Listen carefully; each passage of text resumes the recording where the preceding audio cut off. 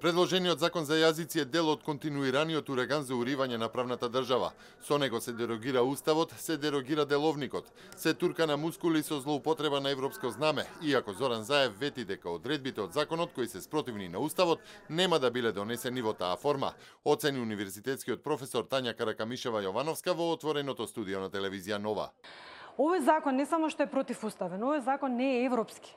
Затоа што ти со употребата на овој закон или на јазикот на една етничка заедница фактички дискриминираш други етнички заедници, ги ставаш една етничка заедница над сите останати, а ја изедначуваш таа етничка заедница, албанската, со мнозинската заедница во Република Македонија. Дали ние читаме Висненски устав? Дали го читаме амандманот 5? Дали можеме да кажеме дека амандманот 5 е преточен во Законот за употреба на јазици? Тотално не. Значи не. Амандманот 5 е многу потесен во својата содржина од Законот за употреба на јазици. Овде имаме примена на јазик кој што е, нели, кој што го говори население 20% и различен од македонскиот за општините каде што живее тоа 20% население и органи на државна власт. Дали сте прочитале вие за предлог законот?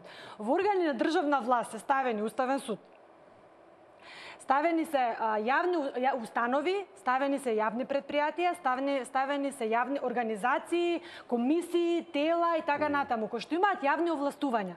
Се прави тотално небулозно спојување на органи на државна власт со органи кои што имаат јавни овластувања. Значи се спојуваат овие две категории во едно, што е тотална небулоза правна.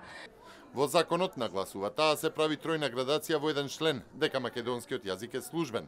Потоа албанскиот како втор службен, бидејќи е ставен во заграда, каде се наведуваат сите можни институции, но и во приватниот сектор. И на крај, друг јазик кој што се употребува во единиците на локалната самоуправа, во обид да се направи нивелација со интересите на другите заедници. Страшното е во тоа што со овој закон кој што се носи со релативно обично мнозинство, се поништуваат сите закони кои што се донесени од системски карактер со двотретинско мнозинство. Сите судски постапки се водат по закони кои што се донесени со двотретинско мнозинство. И да е небулозата поголема, нема ни преодни на завршни одредби овој закон. Туку вели, ако во рок од една година не се усогласи овој закон со другите закони, тогаш се применува овој закон. И професорката Гордана Силјановска Давкова оценува дека овој закон е противуставен, но и спротивен на Охридскиот рамковен договор.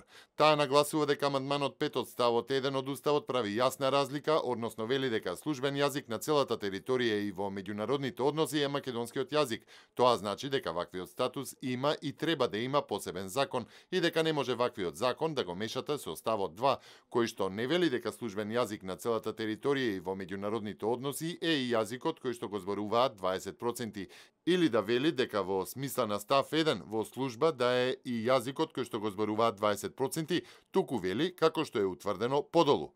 Така пишува и во рамковниот договор, истакнува Силјановска Давкова.